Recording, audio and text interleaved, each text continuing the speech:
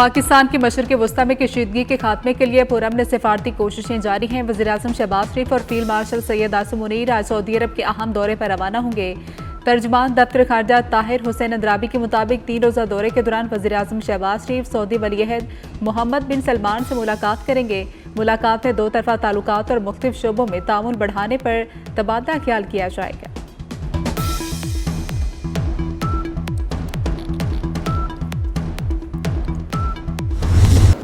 हुकूमत अपनी 5 साल मुद्दत पूरी करेगी। शहबाज शरीफ वज़ीर-ए-आज़म रहेंगे। वफाकी वज़ीर दाखिला मोहसिन नकवी की सहाफ़ियों से गुफ्तगू, कहा सिर्फ वज़ीर-ए-आज़म पाकिस्तान को जवाबदेह हूँ। काबीना में हाजिरी 70% है। वज़ीर-ए-आज़म से दरख्वास्त है कि तमाम वजारतों की थर्ड पार्टी से जाँच करा लें।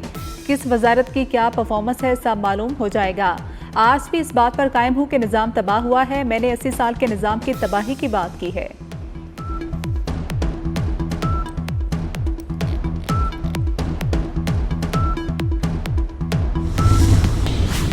अमरीकी सदर ने असलहा और गोला बारूद के ज़खायर की कमी की खबरें मुस्तरद कर दी। सदर ट्रंप का कहना है कि अमरीका के पास बड़े पैमाने पर असलहा और गोला बारूद के ज़खायर मौजूद हैं। बड़े पैमाने पर असलहा तैयार भी किया जा रहा है और ज़रूरत के मुताबिक मंगवाया भी जा रहा है। अमरीकी सदर का गद्दारी पर मबनी बयानात लीक करने वालों को तवील सजाएं देने का ऐलान। मजीद बोले कि ईरान से डील करना चाहते हैं, लोगों को मारना नहीं चाहते। अमरीकी नायब सदर जेडी वेंस का कहना है कि ईरान में एक तबका मुज़ाकरात दूसरा जंग जारी रखने का हामी है।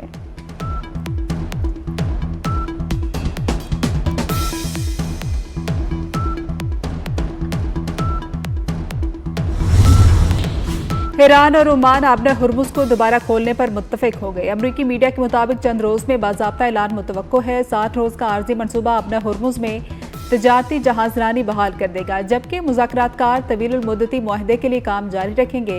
ईरान और ओमान में आबना हुर्मुज़ में बहरी रास्ते की हदूद पर इत्तफाक हो गया। तर्जुमान ईरानी वज़ारत ख़ारजा इस्माइल बकाई ने भी तस्दीक कर दी।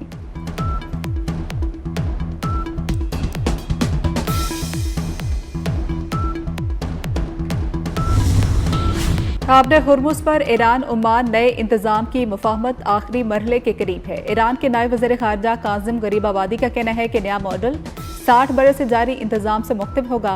जहाज़ों से ट्रांजिट फीस का मामला ईरानी क़यादत के फैसलों और अमरीकी रवैये पर मुनहसर होगा।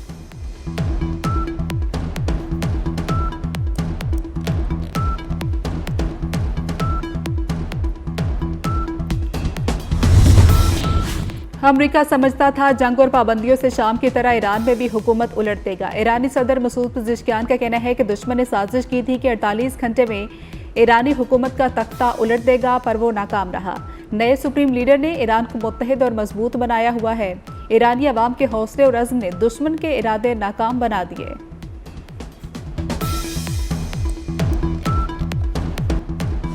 वज़ीर ख़ारजा इसहाक़ डार का सऊदी हममंसब से 30 जुलाई को राब्ता हुआ। दोनों रहनुमाओं ने बुहीरा अहमर, बाबुल मंदब और फ़लस्तीन की सूरत हाल पर तबादला ख्याल किया है। दफ्तर ख़ारजा के मुताबिक वज़ीर ख़ारजा इसहाक़ डार और ईरानी वज़ीर ख़ारजा अब्बास इराक़ची में भी टेलीफोनिक राब्ता हुआ। ओमान ने ख़ित्ते में अमन इस्तेहकाम और कशीदगी में कमी के लिए हमेशा मस्बत और तामीरी किरदार अदा किया। पाकिस्तान ओमान की अमन कोशिशों को सराहता है। आबना हुर्मुज़ में ऑयल टैंकर के करीब 2 धमाकों की आवाज़ें सुनी गई। यूके मैरीटाइम ट्रेड ऑपरेशन के मुताबिक वाक़या ओमान के जनूब मशरिक में पेश आया। जहाज और उसका तमाम अमला महफूज है। आलमी मार्केट में तेल की कीमतों में कमी। ब्रेंट खाम तेल की कीमत कम होकर $79.05 फी बैरल पर आ गई। अमरीकी वेस्ट टेक्सास $74.71 का हो गया। अमाराती मरबन खाम तेल $77.90 फी बैरल पर ट्रेड। आज़ाद कश्मीर के इलेक्शन कमीशन का किरदार मशकूक है। मीरपुर डिवीजन इंतखाबात में पाकिस्तान पीपल्स पार्टी की 4 सीटें जबरदस्ती छीनी गई। पाकिस्तान पीपल्स पार्टी के रहनुमा नैयर बुखारी की प्रेस कॉन्फ्रेंस, कहा कि कुछ पोलिंग स्टेशन पर टर्नआउट 90% से भी ज्यादा रहा। धांधली की एक वजह इंतखाबात को मरहलावार कराना भी है। नैयर बुखारी ने कहा कि गिलगित बल्तिस्तान में नून लीग की मुदाखलत नहीं थी तो पाकिस्तान पीपल्स पार्टी जीत गई। कायम मुकाम सदर आज़ाद कश्मीर चौधरी लतीफ़ अकबर ने कहा कि इलेक्शन कमीशन को धांधली के सबूत दिए लेकिन कोई कार्रवाई नहीं की गई। योम इस्तेसाल कश्मीर भारतीय हुकूमत के लिए योम शर्मिंदगी बन गया। कश्मीर मीडिया सर्विस के मुताबिक 5 अगस्त 2019 के गैर कानूनी भारतीय इकदाम के खिलाफ मकबूजा जम्मू कश्मीर और दुनिया भर में कश्मीरियों ने योम स्याह मनाया। भारत में जमहूरी कुव्वतों ने भी मोदी हुकूमत के खिलाफ कश्मीर के हक में मुजाहरे किए। कुल जमाती हुर्रियत कॉन्फ्रेंस की अपील पर मकबूजा कश्मीर में योम स्याह मुकम्मल हड़ताल की गई। हजारों सिक्योरिटी एहलकारों की तैनाती के बावजूद कश्मीरी अवाम सड़कों पर आए। सियासी माहिरीन के मुताबिक तमाम तर भारतीय जुल्म, बर्बरियत और जबर के बावजूद मकबूजा कश्मीर आज भी मुजाहमत कर रहा है।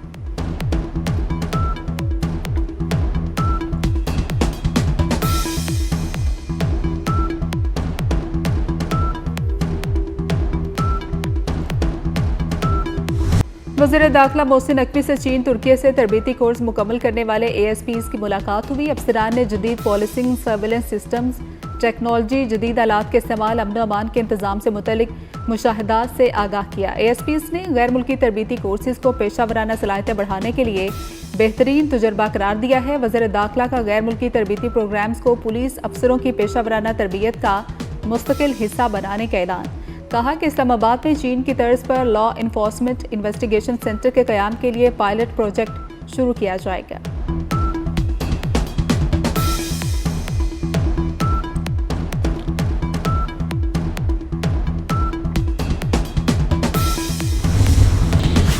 पाकिस्तान को माइनिंग में मुकामी महारत और खुद इन्हिसारी की तरफ बढ़ना होगा। वज़ीर आला सिंध मुराद अली शाह का माइनिंग टेक्निकल कॉन्फ्रेंस से खिताब। कहा कि सिंध हुकूमत ने 2008 में जदीद माइनिंग सेक्टर की बुनियाद रखी। थर के 2 ब्लॉक से इस वक्त तकरीबन 2640 मेगावाट बिजली पैदा हो रही है। बिजली की पैदावारी सलाहियत जल्द तकरीबन 3000 मेगावाट तक पहुंच जाएगी। मसनूई ज़हानत, ऑटोमेशन और डिजिटलाइजेशन को माइनिंग का मुस्तकबिल करार दिया।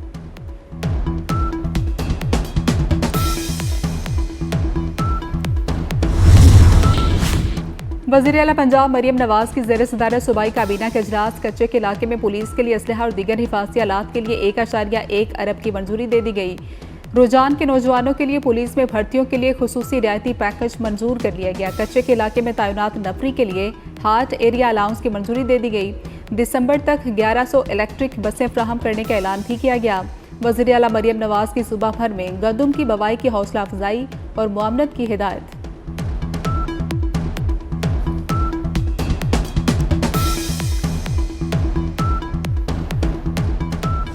रावलपिंडी, इस्लामाबाद, लाहौर समेत कई इलाकों में बारिश। शकरगढ़, चन्योट के मुख्तलिफ इलाकों में बादल बरसे। हरीपुर और गिरदोनमा में भी बारिश। ठंडी हवाएं चलने और बादल बरसने से गर्मी की शिद्दत में कमी।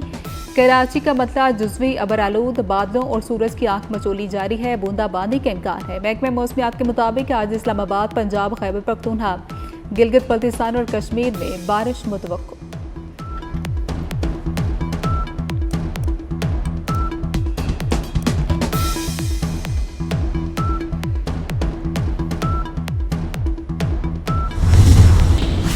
लेस्को ने बिजली सार्फिन पर अरबों रुपए इजाफी बोझ डालने की तैयारियां कर ली। सेमाही एडजस्टमेंट कीमत में सार्फिन से 2 अरब 37 करोड़ रुपए की वसूली के लिए नेपरा से रजू कर लिया। अप्रैल से जून तक कैपेसिटी चार्जेस, ईंधन की कीमतों पर इजाफा मांगा गया।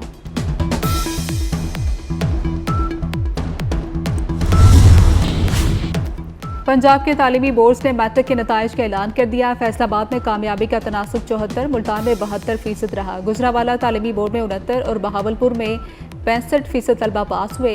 लाहौर बोर्ड में कामयाबी का तनासुब 64% रहा, जबकि रावलपिंडी में मैट्रिक के इम्तहानात में 61% तलबा पास हुए। लाहौर बोर्ड की तारीख में पहली बार सिख तालिब इल्म ओंकार सिंह ने साइंस ग्रुप बॉयज़ में दूसरी पोजीशन हासिल की।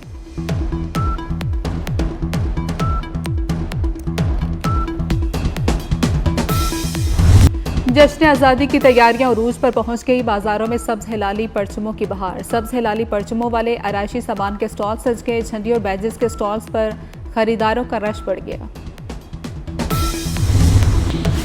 जापान पर अमरीकी एटमी हमले को 81 साल मुकम्मल हो गए। 1945 में आज ही के दिन अमरीका ने हिरोशिमा पर एटमी बम गिराया। दूसरी जंग अजीम में होने वाले हमले में 1.5 लाख से ज्यादा अफराद लुक़्मा अजल बने।